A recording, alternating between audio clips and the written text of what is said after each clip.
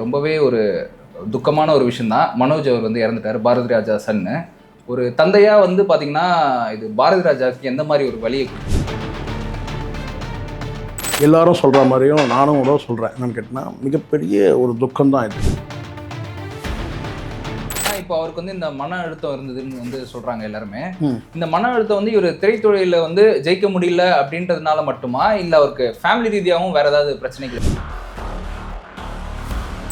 So இப்போ வந்து பாரதி ராஜா விஷயத்தில் கேட்டினா கடைசி காலத்தில் வந்து கேட்டினா இவரே வந்து அவருடைய நீங்கள் கேட்ட கேள்விக்கு தான் பதில்.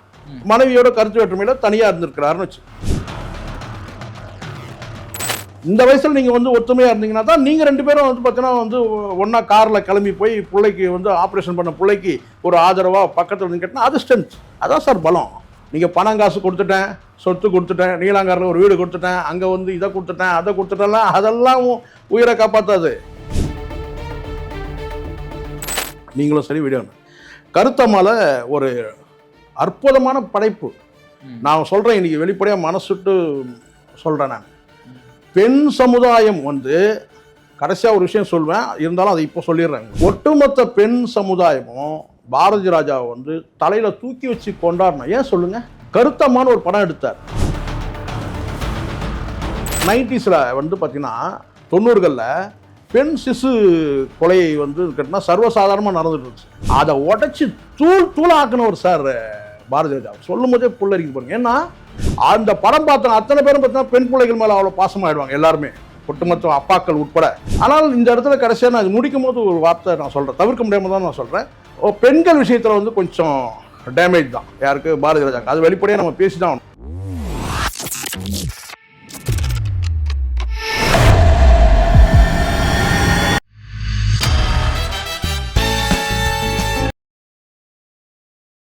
இப்போ அவருக்கு வந்து இந்த மன அழுத்தம் இருந்ததுன்னு வந்து சொல்றாங்க எல்லாருமே. இந்த மன அழுத்தம் வந்து இவர் திரைத்துறையில வந்து ஜெயிக்க முடியல அப்படின்றதுனால மட்டுமா, இல்ல அவருக்கு ஃபேமிலி ரீதியாகவும் வேற ஏதாவது பிரச்சனைகள் இருக்கு? நிச்சயமா இருக்கும்ல சார். அதுதான் நான் சொல்ல வந்தேன். கரெக்டாக நீங்கள் கேள்வி கேட்டீங்க. இப்போது நான் ஒன்று கேட்குறேன், பொதுவாக கேட்குறேன். இந்த கேமரா படம் இந்த வீடியோ பார்த்துட்டு இருக்கிறவங்க அத்தனை பேர் நான் கேட்குறேன். கணவன் மனைவி வந்து ஃபஸ்ட்டு கணவன் மனைவி கிட்ட போய்டும். கணவன் மனைவி உறவுன்றது வந்து உங்களுக்கு தெரியும், பல சடங்கு சம்பிரதாயங்கள்லாம் பார்த்து தான் கல்யாணம்லாம் பண்ணி வைக்கிறாங்க. ரைட், எல்லாம் ஓகே. காதல் திருமணங்கள் கூட இருந்துக்கிட்டோமே. காதல் திருமணங்களும் கேட்டால் மனமுத்து தான் கல்யாணம் பண்ணிக்கிறாங்க. இப்போ கணவன் மனைவிக்குள்ளே ஒரு 25 வயசில் ஒரு கப்புள்ஸ் இருக்காங்க, ஒரு ஜோடி இருக்கிறாங்கன்னு வச்சுக்கோங்களேன். கணவன் மனைவி அவங்களுக்குள்ள ஒரு சின்ன ஏதோ ஒரு வகையில் ஒரு உரசல் வருது. சின்ன ஒரு உரசல் வரதானே செய்யும் ஒரு குடும்பத்தில், ஏதோ ஒரு வகையில். சொந்தங்கள் மூலமாக, பந்தங்கள் மூலமாக ஏதோ ஒரு உரசல். இப்போது அவங்களுடைய ஒரு வகையான வந்து ஒரு கோபம் ஒரு இருக்குன்னு வச்சுக்கோங்க. அந்த கோபத்தை வந்து கணவன் மேலே ஒரு கோபத்தை காட்டும்போது பேசாமல் இருப்பாங்கன்னு சொல்லுவாங்க. இல்லை பேசுவாங்க, இல்லைன்னா பேசாமல் இருப்பாங்க. பெரும்பாலும் பேச மாட்டாங்கன்னு வச்சுக்கோங்களேன். கோபத்தை வெளிக்காட்டுறதுன்னு கேட்டால் வந்து ஒருத்தர் பேசாமல் இருப்பாங்க. அது வந்து ஒரு 25 வயசுலேருந்து 30 வயசுக்குள்ள அதிகபட்சம் பார்த்தீங்கன்னா நான் சொல்கிறேன். என்னன்னு கேட்டீங்கன்னா எவ்வளோ நேரம் இருக்கலாம்னு நீங்கள் நினைக்கிறீங்க? அதிகபட்சம் கணவன் மனைவி பேசாமல் இருக்கிறாங்கன்னா அதிகபட்சம் பார்த்தீங்கன்னா வந்து ஒரு 3 மணி நேரம், இல்லை 3 மணி நேரத்தில் வந்து ஒரு 8 மணி நேரம். எப்படி இருந்தாலும் அந்த இரவுன்னு ஒன்று வரும்போது கேட்டால் அவங்களுக்குள்ளே வந்து கேட்டால் அதை மனமுத்து அவங்க போயிடணும். நான் சொல்கிறது இளம் வயதில் உள்ள கணவன் மனைவி. ஒரு 30 வயசுலேருந்து 40 வயசுக்குள்ளே வராங்கன்னு வச்சுக்கலாம். 40 வயசுக்குள்ளே ஒரு அவங்களுக்குள்ள இது மாதிரி ஒரு சின்ன சின்ன உரசலில் ஒரு கோபதாபம் வருதுன்னு வச்சுக்கங்களேன். அவங்க கணவன் மனைவி பேசாமல் இருக்குன்னா அதிகபட்சம் பார்த்தீங்கன்னா கேட்டால் ஒரு நாள் அல்லது 2 நாள் அல்லது 3 நாள் பேசாமல் இருக்கலாம் சார். அதிகபட்சம் 3 நாள் அதுக்குள்ளே பேசிடணும். ஆமாம். இல்லை நீங்கள் கேப் போட்டிங்கன்னா அந்த கேப்பில் 3ஆவது ஆள் யாராவது வந்து உட்காந்துருவாங்க, யாராவது ஒருத்தர். அப்போ அவங்களுக்குள்ள கேட்டால் அந்த கோபதாபத்தில் வந்து காட்டவே முடியாதுன்னு கிடையாது, காட்டி தானே ஆகணும். கணவன் மேலே மனைவிக்கோ, மனைவி மேலே வந்து கணவனுக்கோ கோபம் வந்துச்சுன்னா அதை வந்து வெளிக்காட்டுறதுக்கு ஒரு உணர்வை வெளிப்படுத்துறது தானே அது. கோபத்தோட வந்து கேட்டால் உணர்வை வெளிப்படுத்துறது தான் அது. அப்படி இருக்குன்னு கேட்டால் ஒரு 3 நாள். நான் சொல்கிறது 40 வயசில். 40 வயசுலேருந்து 50 வயசுன்னு கேட்டால் அது 40 வயசில் நாய்க்குடன்னு சொல்லுவாங்கல்ல. 40லேருந்து 50 வரும்போது கேட்டால் ஏதாவது ஒரு உரசல் பரசல் ஏதாவது இருந்துக்கிட்டே தான் இருக்கும். கணவன்களுக்குள்ள அந்த பொருளாதார பிரச்சனை இருக்கலாம், இல்லை சொந்த பந்தங்களால் பிரச்சனை இருக்கலாம், பிள்ளைகளால் கூட சில பிரச்சனைகள் இருக்கலாம். அப்படி அப்போ மிஞ்சி போனால் ஒரு வாரத்தில் வந்து பேசிடணும். அதிகபட்சம் ஒரு வாரம் பேசாமல் இருக்கலாம். அது கூட ஏன்னு கேட்டால் மீடியேட்டராக பிள்ளைகள்லாம் வந்துடுவாங்க. அப்போ வந்து ஒரு வாரம் இருக்கலாம். ஆனால் 60 வயசுக்கு மேலே கணவன் மனைவி கேட்டால் அவங்களுக்குள்ள அந்த கோபதாபத்தில் இந்த பேச்சுவார்த்தை இல்லைன்ற அந்த இதுவே வரக்கூடாது. ஒரு நிமிஷம் கூட வந்து பார்த்தீங்கன்னா பேசாமல் சண்டை சச்சரவுலாம் இருக்கும், உரசல் புரசல் எல்லாமே இருக்கும். அது சொந்த பந்தங்களாக இருக்கலாம், பொருளாதாரத்தில் இருக்கலாம், இல்லை பல விஷயங்கள் பல பிரச்சனைகள் இருக்கலாம் சார் 60 வயசுக்கு மேலே. ஆனால் ஒருத்தர் பேசாமல் இருக்கக்கூடாது. நான் இது பாரதி ராஜாக்காக சொல்ல, பொதுவாக சொல்கிறேன். ஏன் சொல்லுங்கள், 60 வயசுக்கு மேலே கணவன் மனைவி ஒருத்தர் வந்து பேசாமல் இருக்கவே கூடாது. எவ்வளோ கோபதாபம்னு கட்டினா அடுத்த செகண்ட் வந்து வார்த்தைகள் கூட பரிமாறினால் கூட அடுத்த நிமிஷம் அவங்க ஒருத்தர் பேசிக்கணும். ஏன் சொல்லுங்கள், தெரில, யாருக்கும் தெரில. 60 வயசுக்கு மேலே எல்லாருக்குமே போனஸ். 60 வயசுக்கு மேலே போனஸ். மரணம் வந்து எந்த நொடியிலையும் பரவலாம் வந்து உங்களுக்கு சொல்லுவாங்க கேட்டால் மரணம் எந்த நிமிஷம் நடக்கலான்ற வர. ஆனால் 60 வயசுக்கு மேலே வந்து பார்த்தீங்கன்னா நீங்கள் வீட்டுக்குள்ளே இருந்தாலும் கூட எந்த நேரத்தில் போனாலும் வந்து ஏதாவது ஒரு நமக்கு ஒரு நோய் இருக்கும். 60 வயசுக்கு மேலே அது ஒரு போனஸ் பீரியட் மாதிரி. அது கணவனுக்கும் சரி மனைவிக்கும் சரி. இப்போ 60 வயசுலேருந்து 70 வயசு இருக்கிறாங்க. 70 வயசில் போயிட்டு நான் வந்து சண்டையை போட்டு நான் என் பிள்ளைகிட்ட போயிடுறேன், மனைவி சொல்லும். இல்லை வந்து அப்பா வந்து கேட்டினா நான் என் பொண்ணுக்கிட்ட போயிடுறேன் அப்படின்னு பல குடும்பங்கள் பிரிஞ்சு இருக்கதான் நம்ம பார்க்குறோம். இயல்பாக நடக்கக்கூடிய விஷயங்கள் இது. அது தப்புன்னு சொல்கிறேன். 60 வயசுக்கு மேலே ஒரு போனஸ் பீரியட் மாதிரி அது. அப்போ நீங்கள் ஒரு நிமிஷம் கூட வந்து பார்த்தீங்கன்னா உங்களுக்குள்ள அந்த பிரிவே வரக்கூடாது. நீங்கள் அப்படி ஒற்றுமையாக இருக்கும்போது பார்த்தீங்கன்னா உங்களை பார்க்குற அந்த அடுத்த ஜென்ரேஷன் இருக்குது பார்த்தீங்களா, பிள்ளை மருமகள், அவங்க வந்து பார்த்தீங்கன்னா வந்து ஒற்றுமையாக இருப்பாங்க.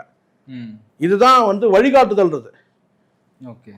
இப்போ நீங்கள் வந்து 70 வயசில் கணவன் மனைவி சண்டை போட்டுன்னு ஒருத்தர் பொண்ணு வீட்லையும் ஒருத்தர் பிள்ளை வீட்லையும் போயிட்டீங்கன்னா அவங்களுக்குள்ள வந்து பார்த்தீங்கன்னா கருத்து வேற்றுமை வந்து அவங்க எங்கே போவாங்க? 70 வயசுல நீங்கள் போறீங்கன்னா இல்லையா? ஸோ அதனால கணவன் மனைவி உறவுன்றதுலாம் வந்து சும்மா போகிற போக்கில் வந்து அப்படி இது கிடையாது. இதெல்லாம் வந்து ரொம்ப ஆழமான உறவு. 60 வயசுக்கு மேலே நான் தான் சொல்கிறேன், கோபதாபங்கள் வரும். அதெல்லாம் நிமிடங்கள் நாட்களில் வந்து பார்த்தீங்கன்னா வந்து கடந்து போயிடும். இல்லை நீங்கள் பெர்மனெண்ட்டாக நீங்கள் பிரிஞ்சிட்டீங்கன்னா என்ன கேட்டால் 3வது நபர் வந்து உட்காந்துருவாங்க. அது எந்த வயசுலையும் சரி, அது 60லேருந்து 70 இருந்தால் கூட சரி. ஸோ இப்போ வந்து பாரதி ராஜா விஷயத்தில் கேட்டிங்கன்னா கடைசி காலத்தில் வந்து கேட்டிங்கன்னா இவரே வந்து அவருடைய நீங்கள் கேட்ட கேள்விக்கு தான் பதில். மனைவியோட கருத்து வேற்றுமையில் தனியாக இருந்திருக்கிறாருன்னு வச்சு. அப்போ அங்கே வந்து பிள்ளைக்கு வந்து ஒரு ஆதரவு யார் சொல்லுவாங்க? இப்போ மனோஜுக்கு ஆதரவு யார்? இந்த வயசில் நீங்கள் வந்து ஒத்துமையாக இருந்தீங்கன்னா தான் நீங்கள் 2 பேரும் வந்து பார்த்தீங்கன்னா வந்து ஒன்றா காரில் கிளம்பி போய் பிள்ளைக்கு வந்து ஆப்ரேஷன் பண்ண பிள்ளைக்கு ஒரு ஆதரவாக பக்கத்தில் இருந்து கேட்டால் அது ஸ்ட்ரென்த். அதான் சார் பலம். நீங்கள் பணம் காசு கொடுத்துட்டேன், சொத்து கொடுத்துட்டேன், நீலாங்காரில் ஒரு வீடு கொடுத்துட்டேன், அங்கே வந்து இதை கொடுத்துட்டேன் அதை கொடுத்துட்டேன்லாம் அதெல்லாம் உயிரை காப்பாற்றாது. எது நான் இந்த நேரத்தில் ஏதோ யாரையும் காயப்பட்டணும் நோக்கத்தில் நான் பேசல சார். நான் பொதுவாக சொல்கிறேன், எல்லாருக்கும் சொல்கிறேன், பாரதிய ஜனதாக்கு மட்டுமே நான் சொல்லலை. இது எனக்கு கூட பொருந்தும், உங்களுக்கும் பொருந்தும். நீங்கள் ஒற்றுமையாக இருந்தீங்கன்னா தான் அடுத்த ஜென்ரேஷனுக்கு வந்து பார்த்தீங்கன்னா அது ஸ்ட்ரென்த்து. உங்களுடைய நல்வழி, அதான் இதான் நல்வழி காட்டின்றது, இதுதான் நல்வழி காட்டுதல்ன்றது இதுதான். அப்போ அங்கே ஏதாவது ஒரு பலவீனங்கள் இருந்தால் கூட அந்த குடும்பத்தில் கணவன் மனைவிக்குள்ள கேட்டால் நீங்கள் போய் வந்து ஒரு ஆதரவாக நீங்கள் பேசுனீங்கன்னா வந்து அது வந்து அந்த உறவு வந்து ஸ்ட்ராங் ஆகிடும். அந்த உடல்நிலை கூட வந்து பார்த்தீங்கன்னா உறுதியாகிடும். அங்கே அவருக்கு வந்து அந்த மன அழுத்தம் வந்து கேட்டால் யாருக்கிட்ட ஆறுதல் தேட முடியும் சார்? நீங்கள் அண்ணன் தம்பிக்கிட்டலாம் ஆதரவு தேட முடியாது சார். அவருக்கு வந்து ஒரே ஒரு தங்கை தான் இருக்கிறாங்க, அது வேற விஷயம். ஆனால் நான் பொதுவாக சொல்கிறேன்னு கேட்டால் இன்னைக்கு உங்களுக்கு ஆறுதல் வேணும்னு கேட்டால் அண்ணன் தம்பிக்கிட்ட தேட முடியாது, நண்பர்கள்கிட்ட தேட முடியாது. ஏன் சொல்லுங்க? ஏன் பொருளாதாரம் உறவுகளை பிரிச்சு போட்டு வச்சிருக்கு, பிரிச்சு போட்டு மேயுது மனிதர்களை. அப்போ உறவுகள்லாம் மூளைக்கு இருக்கு. அப்போ இந்த இடத்துல எது ஆதாரமா இருக்கணும்? பெற்ற பிள்ளைக்கு அப்பா ஆதரவா இருக்கும், அப்பாவுக்கு மகன் ஆதரவா இருக்கும். இது உண்மை. இன்னைக்கு பல பெற்றோர்களை கொண்டு போய் அனாதாசிரமத்தை சேர்த்துறோம், அது வேற விஷயம் சரிங்களா. ஆனாலும் இருக்கணும், இப்படிதான் இருக்கணும். அப்ப அங்க இல்லாத போது நீங்க சொன்னது நடந்திருக்கலாம். மனோஜுக்கு வந்து ஆறுதல் சொல்றதுக்கு ஆள் இல்லை. இறந்த பிறகு எல்லாரும் வந்துருவாங்க சார், அதெல்லாம் நடக்கும். அது உங்களுக்கு வரும், எனக்கும் வரும். எது அது எல்லாருக்கும் வரும். இறந்த பிறகு கேட்டா அவரை மாதிரி ஒரு நல்ல மனுஷன் கிடையாதுங்க, அவரை மாதிரி ஒரு ஆள் கிடைக்காதுங்க, அவரை மாதிரி அப்படின்னு சொல்லுவாங்க. அப்புறம் அதெல்லாம் வந்து போற போக்கில் வந்து சாலை ஓரத்தில் போறாங்கல்ல, அவங்க பேச்சுக்கல்ல. உண்மையான உறவுன்றது கேட்டா அப்பாவுக்கு மகன், மகனுக்கு அப்பான்ற அந்த உறவு வந்து ஸ்ட்ராங்கா இருக்கு. அது இங்க இல்லை. இப்ப கதறலாம் சார். சார் ஒரே ஒரு விஷயம், நான் தப்பா எடுத்துக்காதீங்க தயவு செஞ்சு யாரும், நீங்களும் சரி வீடியோ. கருத்தம்மால ஒரு அற்புதமான படைப்பு. நான் சொல்றேன், இன்னைக்கு வெளிப்படையாக மனசுட்டு சொல்றேன். நான் ஒரு விஷயம் இருக்கு, பெண் சமுதாயம்னு சொல்லும் போது பாரதி ராஜா ஒப்பிட்டு பேசும்போது ஒரு விஷயம் சொல்லணும், அது கடைசியாக நான் சொல்றேன். பட் இப்போ நான் ஒரு விஷயம் சொல்றேன், என்னன்னா ஒட்டுமொத்த பெண் சமுதாயமும் பாரதி ராஜாவை வந்து தலையில தூக்கி வச்சு கொண்டாடணும். ஏன் சொல்லுங்க? கருத்தம்மான்னு ஒரு படம் எடுத்தார். இன்னைக்கு 90s வந்து பார்த்தீங்கன்னா 90களில் பெண் சிசு கொலையை வந்து கேட்டினா சர்வசாதாரணமாக நடந்துட்டு இருந்துச்சு.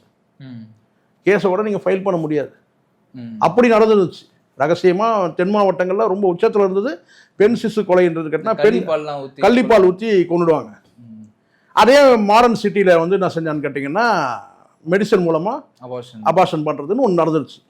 அதை உடச்சி தூள் ஆக்கினவர் சார் பாரதி ராஜா. சொல்லும் போதே புல்லரிக்கு பாருங்க. ஏன்னா அந்த மாதிரி ஒரு படைப்பு நீங்க பார்க்க முடியாது. அதுல என்ன பெரிய பட்ஜெட் நான் கேட்கிறேன் அந்த படத்துக்கு?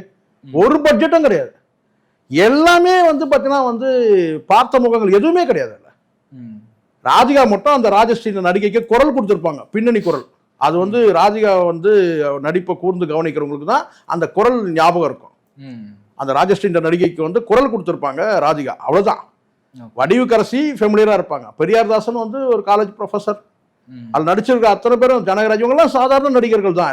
எல்லாருமே ஆர் சுந்தரராஜன் இவங்க எல்லாமே பெரிய ஹீரோக்கள், பிரம்மாண்டமான வந்து ஹீரோக்கள்லாம் யாருமே அங்கே கிடையாது, பிரம்மாண்ட படைப்பே கிடையாது. ஆனால் 90களில் வந்து உச்சத்தில் இருந்த அந்த பெண் சிசு கொலை அந்த இருக்கு இல்லையா, அதை வந்து கள்ளிப்பால் ஊற்றி கொள்றது, அதை வந்து உடைச்சு தூளாக்குனாரு. அந்த மாதிரி ஒரு படைப்பு கொடுத்தார். பார்க்குறவங்க அத்தனை பேரும் கண்ணீர் சிந்துவாங்க. அந்த படம் பார்த்தவங்க அத்தனை பேரும் பார்த்தீங்கன்னா பெண் பிள்ளைகள் மேலே அவ்வளோ பாசமாயிடுவாங்க எல்லாருமே, ஒட்டுமொத்த அப்பாக்கள் உட்பட எல்லாருமே. அந்த மாதிரி ஒரு படைப்பு கொடுத்தாரு. அதில் ஒரு வசனம் வரும். அந்த வசனத்தை இப்போ சொல்கிறேன், நான் தவிர்க்க முடியாமல் நான் சொல்கிறேன். அதில் ஒன்றுன்னு கேட்டிங்கன்னா, காளமாடு கண்ணுக்குட்டி, அதாவது ஒரு மாடு கண்ணு போட்டிருக்கோம், அது காளமாடு கண்ணு. அதை விற்று 50 ரூபா இருக்கு. அந்த 50 ரூபா ஆகிட்டு அந்த அவருக்கு பெண் குழந்தை பிறந்திருக்கும், பெரியார்தாசனுக்கு வந்து பெண் குழந்தை 5ஆவதா பெண் குழந்தை பிறந்திருக்கும். அப்போ ஒரு வசனம் சொல்லுவாருன்னு கேட்டினா, மாடு கண்ணு போட்டு காளமாடு கண்ணுக்குட்டி, அந்த கண்ணுக்குட்டி விற்ற காசு 50 ரூபா இருக்கு. காளமாடு கண்ணுக்குட்டி, நல்லா புரிஞ்சுங்க, கண்ணுக்குட்டி வந்து காளை, அதை விற்று 50 ரூபா இருக்கு. அந்த 50 ரூபாய் உங்ககிட்ட கொடுக்குறேன், அந்த பெண் சிசு சோழியை முடிச்சு விடுவாரு. 5ஆவது குழந்தை அவருக்கு, பெண் குழந்தை. ஏற்கனவே 2 குழந்தை, அடுத்த 2 குழந்தைய வந்து கள்ளிப்பால் ஊற்றி கொண்டு இருப்பாரு. 5ஆவது இதையே முடிச்சு விடு அப்படின்னு சொல்லி ஒரு வசனம் வரும். அப்போ மாடு கூட, காளமாடு வந்து பாத்தீங்கன்னா கண்ணுக்குட்டி வந்து பாத்தீங்கன்னா பிரயோஜனம் கிடையாது, காளமாடு கண்ணுக்குட்டி பிரயோஜனம் கிடையாதுன்னு ஒரு வசனமே வரும் அதுல. ஆனால் வந்து பாத்தீங்கன்னா அந்த காசை வச்சு நான் கேட்டா, பெண் மனிதர்ல வந்து பாத்தீங்கன்னா பெண் குழந்தைய வந்து நீ வந்து அதை கொண்டுடுன்னு சொல்லி ஒரு வசனம் வரும். எதுக்கு உதாரணம் நான் சொல்றேன், ஏன்னா அவர் எதிர்பார்த்த 5ஆவது குழந்தை வந்து கேட்டா ஆண் குழந்தை பிறக்கும்னு சொல்லி ஒரு குருகுருப்பக்காரன் சொன்னான்னு சொல்லி அவர் நம்பி இருப்பார். ஆனா 5ஆவதும் வந்து பார்த்தீங்கன்னா பெண் குழந்தையா பிறக்கும். அதை வந்து கேட்டா கள்ளிப்பால் ஊற்றி, அந்த கள்ளிப்பாலுக்கு வந்து அந்த காசு 50 ரூபா காசு எங்க வந்து கேட்டா காளமாட்டோட கண்ணுக்குட்டி. எதுக்கு சொல்றேன்னா, இது வந்து நான் ஒரு வசனம் வச்சிருப்பார். அதுக்கப்புறம் ஒரு காட்சி அந்த படத்துல, அற்புதமான காட்சி. இது வரைக்கும் தமிழ் சினிமாவில் யாரும் இப்படி ஒரு காட்சி வச்சிருப்பாங்களான்னு எனக்கு தெரியல. அதாவது கள்ளிப்பால் ஊற்றி கொண்ட ஒரு தந்தை பெண் பிள்ளைகள் வேணான்னு சொல்லிட்டு, அதுல வந்து 2 பிள்ளைகள் வந்து, முதல் 2 பிள்ளைகள் வந்து பெண் பிள்ளைகள், அதுக்கு பிறகு கள்ளிப்பால் வச்சு எல்லாமே கொள்வாரு, எல்லா குழந்தையும் கொண்டா மாதிரி கணக்கு அந்த படம். அதுல வந்து அவர் 2ஆவது குழந்தை வந்து அதுல வர கதாநாயகி. ஒரு கட்டத்துல வந்து இவருக்கு வந்து கை கால் விழுந்துடும். அப்ப கை கால் விழுந்தபோது கேட்டா, இவர் நிர்வாணமா இருக்கிற மாதிரி குளிக்க வச்சு இவர் நிர்வாணமா இருக்கிறவங்களுக்கு இவருக்கு வந்து வேட்டியை கட்டி விடுற மாதிரி அந்த பெண் குழந்தை அப்போ ஃபீல் பண்ற மாதிரி ஒரு காட்சி. நான் வந்து பொம்பளை பிள்ளைன்னா நான் ரொம்ப கேவலமா நினைச்சேன். சில பாடல் வரிகளோடு வரும் அது.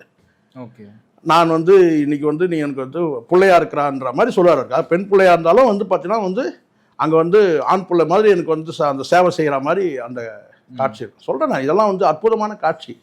பெண்களை வந்து தூக்கி வச்சு வந்து அந்த படம் வந்து பார்த்தீங்கன்னா, பெண்களை வந்து பெண் சிசு கொலையே இருக்க சொல்ல அடிச்சு நொறுக்கின படம் கருத்தம்மா. அந்த படத்துக்கு கருத்தம்மான்றது அவங்க அம்மாவுடைய பேர், பாரதி ராஜா வந்து அவங்க அம்மாவுடைய பேர் கருத்தம்மா. அது வச்சு அந்த படம் வந்து தேசிய விருது வாங்கியிருக்கு.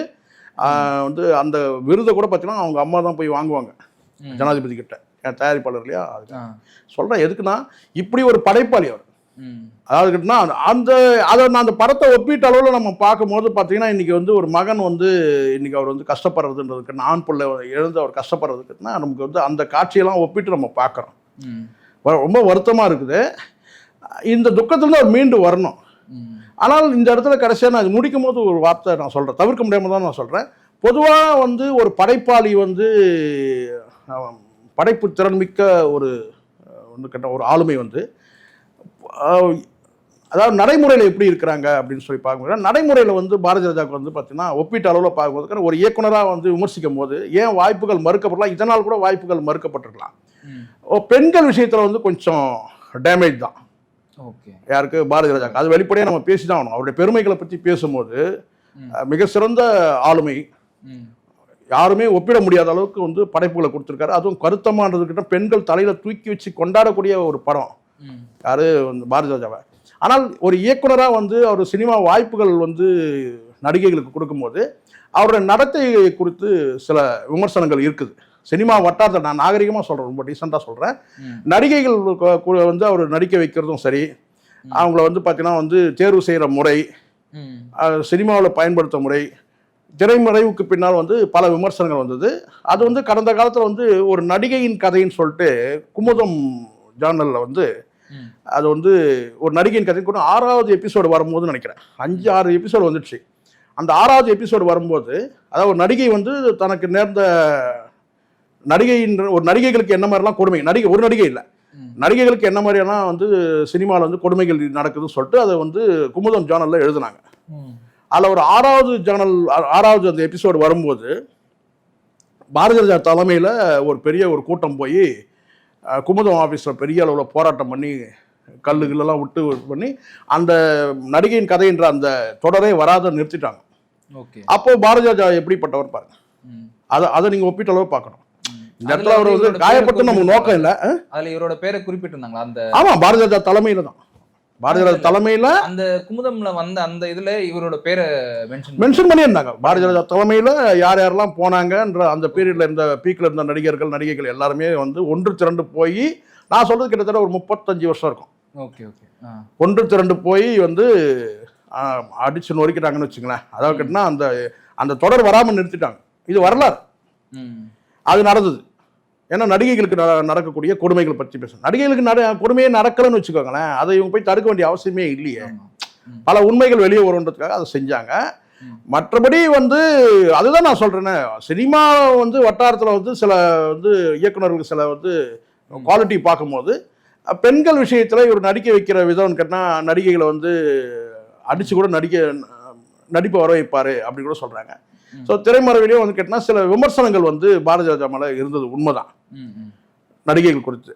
அது இப்போ நம்ம வந்து ஐயோ ஒரு வயசாயிடுச்சு, 80 வயசாயிடுச்சு, அதெல்லாம் பேசாமல் இருக்க முடியும். இன்னைக்கு சில விஷயங்கள் பேசும்போது அதையும் பேசி தான் ஆகணும், அப்படிதான் பேசுகிறோம். தவிர மற்றபடி வந்து அந்த ஒரு படைப்பு வச்சு நம்ம வந்து இவர் வந்து பெண் உரிமை போராளி, பெண் விடுதலை போராளி அப்படின்னு சொல்ல முடியும். ஆனால் அந்த ஒரு படத்தை வந்து வேற யாரும் தொட முடியாத சப்ஜெக்டா வந்து இவர் எடுத்தார்.